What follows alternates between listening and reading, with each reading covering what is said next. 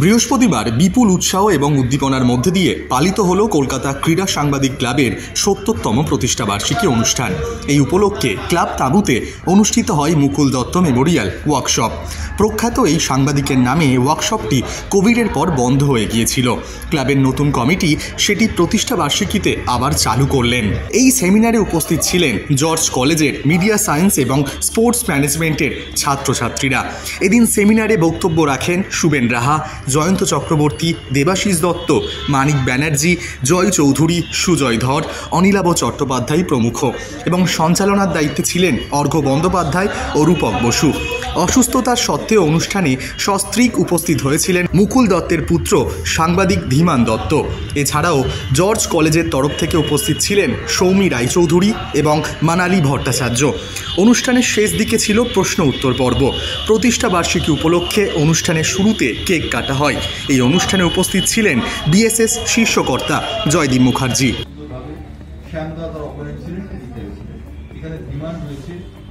ধীমান দত্ত একটা নাম এবং আজকাল পত্রিকার সঙ্গে সিনোনিমাস করা যেতে পারে ধীমান দত্তর নামটি। সুতরাং তার সম্পর্কে যত কথা বলবো সেটা একটু কমই বলা হয়।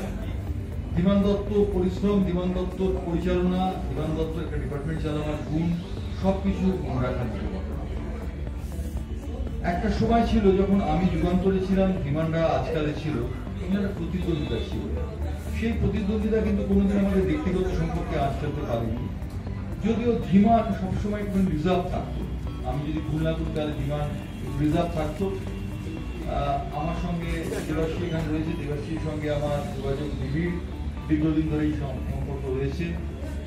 আর যারা রয়েছেন তাদের সম্পর্কে আমার একটাই কথা বলার আছে, সেটা হচ্ছে যে এখানে অনেকেই অনেক কথা বললেন এবং সাংবাদিকতা আমার একটা সৌভাগ্য যে আমি সবকটা মিডিয়াতে কাজ করতে পেরেছি। আমি সংবাদপত্রে যেমন কাজ করেছি, তেমন আমি রেডিওতে কাজ করেছি, ঠিক তেমনই আমি টেলিভিশনে কাজ করেছি এবং এখন ডিজিটাল মিডিয়াতেও কাজ করেছি।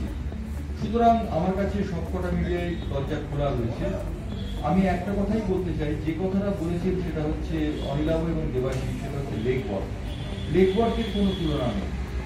তোমরা যারা নতুন এবং ভৌম সাংবাদিক তাদের একটা কথা বলি, লেগওয়ার্কটা না করতে পারলে কিন্তু কাজ হবে না। মানে তোমার নিউজের সোর্স হচ্ছে একজন চাওয়ালা, একজন যে কফি বিক্রি করছে ময়দানে, সেও তোমার নিউজের সোর্স, আবার সুসজ্জিত কক্ষে একজন যুবপতি তোমার নিউজের সোর্স। সুতরাং তোমাকে সবার সাথে কথা বলতে হবে। অনিলাভ একটা কথা বলেছে যে প্রেক্ষিতটা সম্পূর্ণ বদলে গেছে। আমি যদি নিউজ পেপারের দিকে তাকাই তাহলে দেখবো যে প্রথম মুদ্রিত সংবাদপত্র হয়নি, প্রথমে হাতে লেখা সংবাদপত্র ছিল, সেটা ছিল 1566 সাল। 1566 সালে হাতে লেখা সংবাদপত্র উদ্ভব হয়। তারপর সেটা পরিবর্তিত হয় 1605 সালে জার্মানি থেকে প্রথম সংবাদপত্র প্রকাশিত হয়। এটা তোমরা নোট করে রাখো, তোমাদের নিশ্চয়ই পড়ানো হয়েছে আমি আশা করবো যে 1805 সালে প্রথম সংবাদপত্র তৈরি হয়। মাফ করবেন, 1605 সালে জার্মানিতে সংবাদপত্র তৈরি হয় এবং তারপর সংবাদপত্র ছাড়িয়ে যায়। প্রথম সংবাদপত্রের গোড়াপত্র কিন্তু সেখানে নয়, সংবাদপত্রের গোড়াপত্র হয় রোম সাম্রাজ্যের সময়। জুলিয়াস সিজার তার সমস্ত প্রজাদের জন্য ট্যাবলেট পেশ করতেন, তামার উপর লিখে দিতেন কোথায় কি হবে, সেখান থেকেই নিউজ পেপারে উৎপত্তি। তারপর চায়না সেটাকে আগ্রাসন করে, চায়নাতে প্যাপিরাস ব্যাপার হয়, তোমরা সবাই জানো, প্যাপিরাস থেকে খবরের কাগজ হয়, যার জন্য সেখান থেকে উৎপাদন হয়েছে খবরের কাগজ। কিন্তু খবরের কাগজের মূল বিষয়টি কিন্তু জার্মানিতে এবং রোমান সাম্রাজ্যে। রোমান সাম্রাজ্যের দিকে যদি আমরা তাকাই তাহলে দেখবো 1605 সালে জার্মানি প্রথম সংবাদপত্র চালু করলেও রোমে তার বৃষ্টি বপন হয়েছিল। রোমে কিভাবে বৃষ্টি বপন হয়েছিল? রিপ্রেজেন্ট করছি। জর্জ টেলিগ্রাফ তো 1920 সাল থেকে আছে, সেটা সবার কাছেই পরিচিত। জর্জ কলেজ হচ্ছে জর্জ টেলিগ্রাফেরই একটা উইং, সেটিও এখন 25 বছর হতে চলেছে। তো আমাদের দুটি ডিপার্টমেন্ট যেটা ভীষণভাবে এই আপনাদের এই প্ল্যাটফর্মের সাথে রিলেটেড, একটা হচ্ছে স্কুল অফ মিডিয়া আর একটি হচ্ছে ডিপার্টমেন্ট অফ স্পোর্টস ম্যানেজমেন্ট। তো এই দুটি ডিপার্টমেন্টেরই আজকে স্টুডেন্টসরা এখানে আছে, যারা আজকে এসছে এখানে।